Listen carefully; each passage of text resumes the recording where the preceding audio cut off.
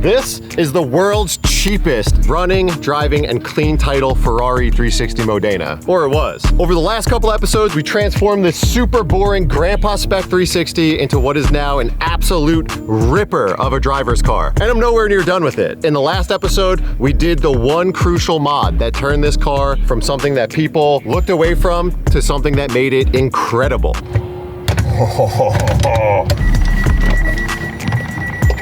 We got rid of these paddle shifters because this car originally came with an F1 automatic gearbox, and we swapped in a 6-speed gated manual transmission.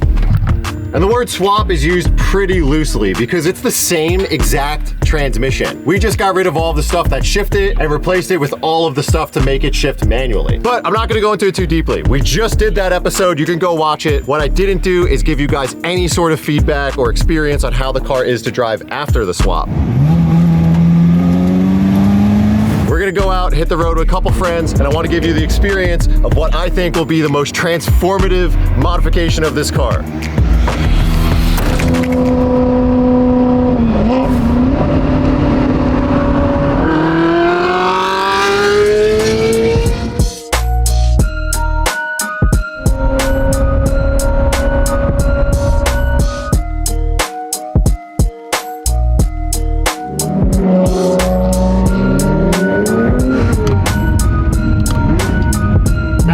Such a good spot to test out the car for the first time because there's so much shifting going on. The roads are so tight, so it's a constant up and down shift situation. The roads are really dirty today and extra bumpy, so we're gonna take it super easy. Man, it's so fun. It's so tight. So many good like on-camber turns.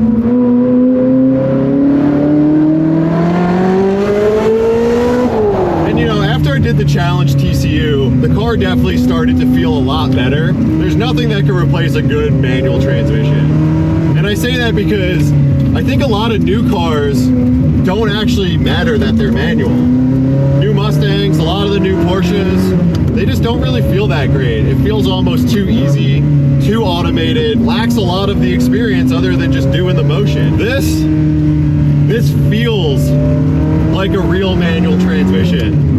Because it is. And the way the pedal box is set up, it's just perfect for match rev downshifting.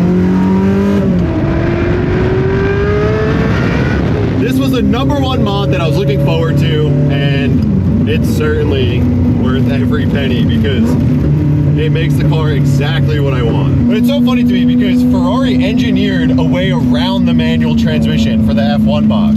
And it must have cost them a tremendous amount of money, tons of time and effort, and you're doing away with something that makes this car so much better. But I guess there was a time in the 90s where they realized that like most supercar owners were just rich people who didn't super care about the driving experience. They just wanted it for the badge. They wanted it to look special and feel special, but they didn't actually want to drive manual.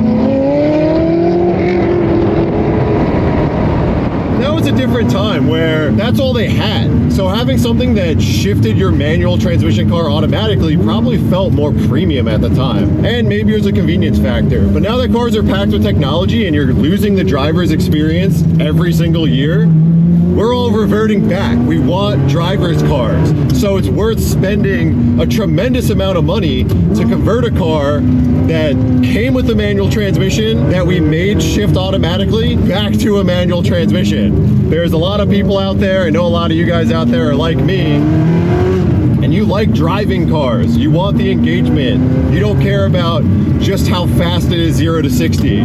If we did, we'd all own Tesla Model S Plaids, but there's a reason why we'll drive a 400 horsepower old 90s Ferrari because it sounds like this.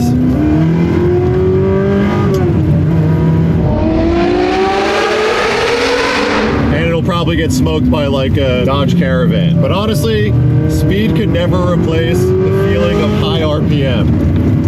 Because I don't care how slow this car is, revving this thing to damn near 9,000 RPM is so cool. It's why the S2000 is one of the best driver's cars of all time. And it's not a prestige badge thing. It's just a visceral experience, high RPM ripper.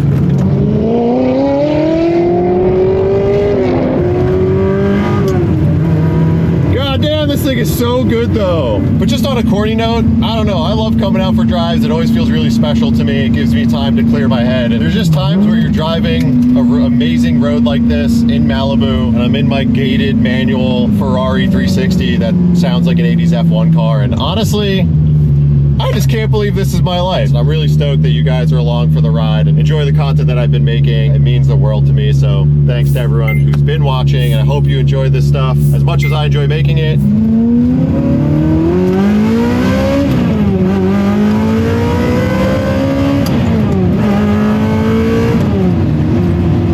Yes. Yes. I think Trev bumped the red line up because I think I just hit 9,000 RPM and this thing is still screaming, which is insane.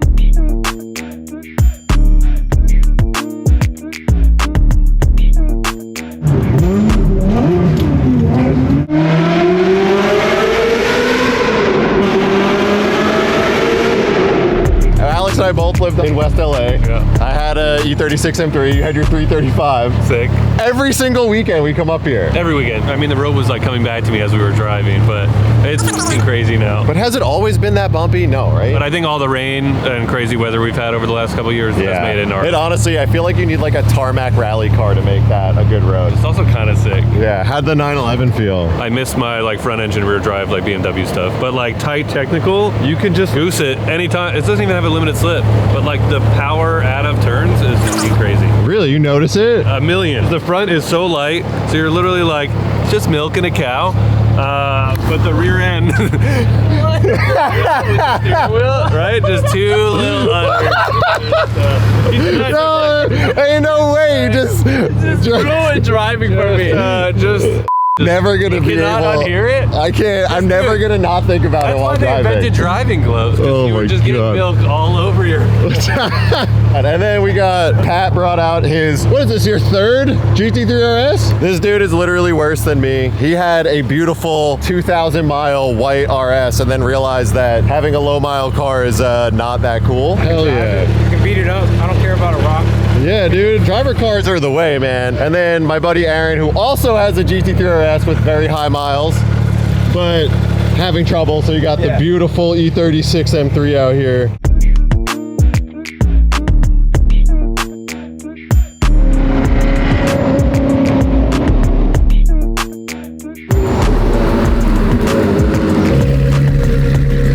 Everyone take it for a spin. I'm trying to spread the word of cheap Ferraris, so I'm trying to convert everyone. What do you think? It's good fun, man. Good fun. It's good fun. Driving my car with no fucking shoes. New Zealand, dude. No one wears shoes in New Zealand. What do you think of it? It's rad, man. Yeah? It's not as slow as you see it. It goes quick. It's quick. Yeah. It just makes more noise than it is fast. Yeah, the noise is awesome. First gated Ferrari? Second, at 348. Sport at 348. This is a little faster though. Yeah, right? It doesn't feel like it's gonna fall apart. Actually, no offense, but yours felt like it would fall apart sooner than his. His felt like a tank. Everything was much heavier, like really heavy. But no, this is rad, man. Yeah? You wanna go? I wanna let Alex drive the car because he drove this when it was 100% stock just right after we did the exhaust. And you loved it. I mean, I think that the car could have ended there. It was perfect. That says the guy who continues to ruin everything he has with mods. I just can't stop, even when you don't want to mod. Alex is a friend of mine from back in New York. We've known each other for like probably 20 years by now, which is disgusting to say. Disgusting. It's disgusting. But Alex has built a ton of cool cars. He used to be an automotive journalist. He worked at 0 to 60 with Brian Scotto. Built a ton of cool cars. Now he's a photographer for the last like 15 years. He's got a really sick E92 M3 that was the perfect street track car and is now a crazy track car. To get worse. Yeah. Can't stop ruining it. I want to see how you like this car now that I've done a lot of upgrades to it to see if it made it better, if I should have just stopped when it had an exhaust. Oh God, this car. Should we combine our noise? My only gripe with this car is that it's impossible to get in and out of with the bucket seats. All right, first things first. I am definitely further away. Do you not fit? Let's see what happens. No, I don't need to be higher. I'm okay. No. You going more back? No way. Wow, dude. That's great. No, I don't want to. Don't do it. That's my Hans device. Clutch is nice. Yeah, it's nice and easy. Have you ever driven a gated car? No. Hell yeah. Sorry. It takes a little getting used to. It's a little hard to get used to, but it's pretty awesome. This also is like an entirely different car than when I drove it. Dude, so color change, bucket seats, new Nitron dampers, which are a lot better than the stock ones, and obviously the gated shifter. Yeah, it's wild. You like just went in and unloaded credits and Forza. It's been a couple months. I mean, you probably drove this car back in like March. Having like full control now and being just staying in gear is like kind of sick. The dampers feel really good. Yeah, they're like really compliant but assertive, which I know it's like two big dumb words, but when we were younger, you used to think that stiff was fast, but stiff actually is terrible when it comes to suspension. So it's nice because these dampers like really eat up the bumps, but like keep the car planted. Yeah, it's super compliant. So I don't know if I mean, I'm sure your alignment changed, but like the whole front end feels just alive now. Yeah. Oh my God, the lumbar support. Second and third gear you need to get used to. Yeah, I have to look down to make sure I'm not money shifted. Dude, it's so cool to be in charge though. I mean, I don't know, the F1 has like a novelty, but this feels like the way it was supposed to be. It's crazy because this is how it was supposed to be, and then they spent all this time, effort, and money to make it worse. They were trying to be different. But how about that traffic? That's why they did it. Just to be in traffic? Yeah, rich people probably just didn't want to deal with it, so they were like, you know what, let's make it shift itself.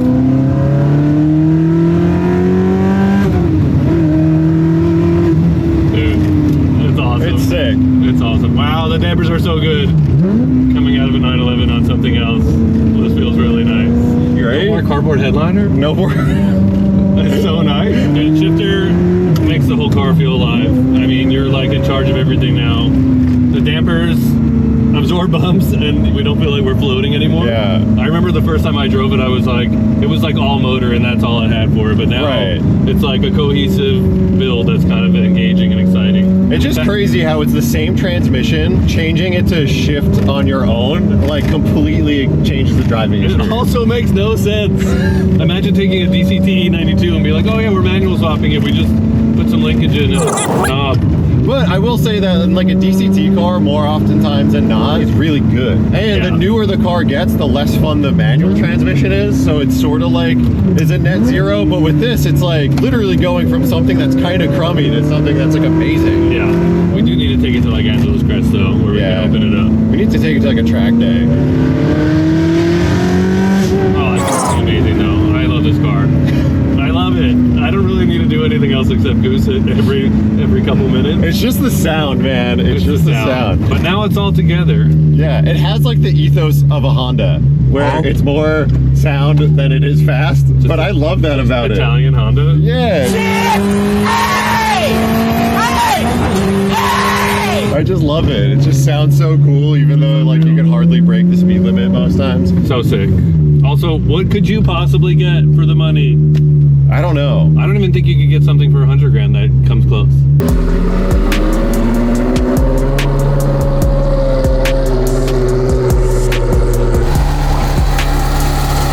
A lot of modern cars don't have dipsticks anymore, and it's so annoying. Ferrari decided to make this even more annoying with the dipstick. On dry sub cars, you have to check the oil while it's hot and running. Ferrari made the dipstick out of metal.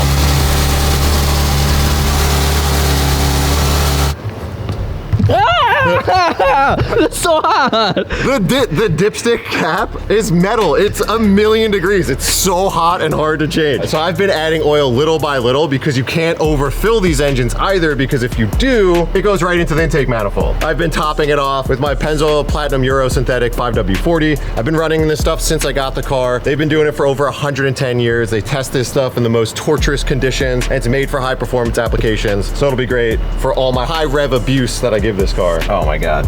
Gonna make it. I didn't bring a funnel. Oh. Oh, I made it. I gotta keep pouring until it stops sloshing. Oh yeah, okay. Just like that. Just like that. Nice and easy. All right, let's get back on the road.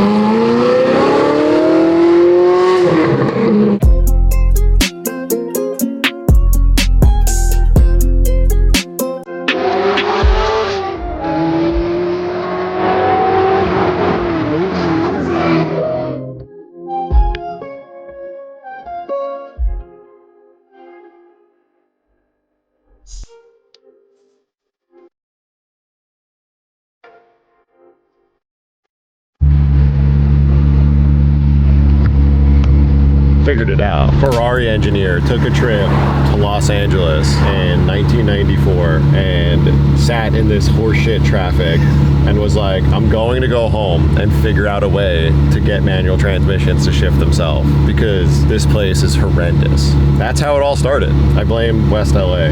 I blame the 405. I blame beach traffic.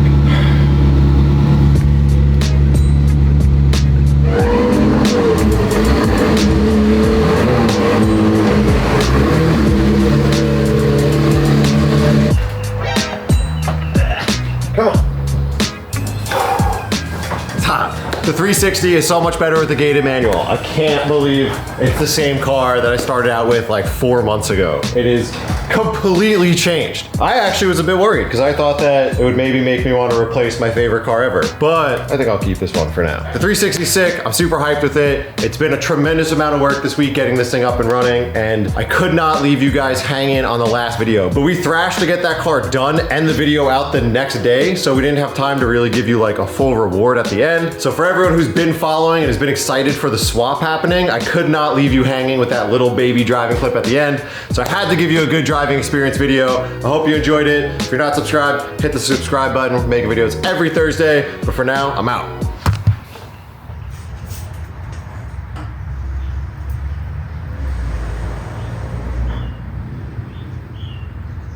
Made it. I thought I'd scare him away. You're gonna try to film that right now.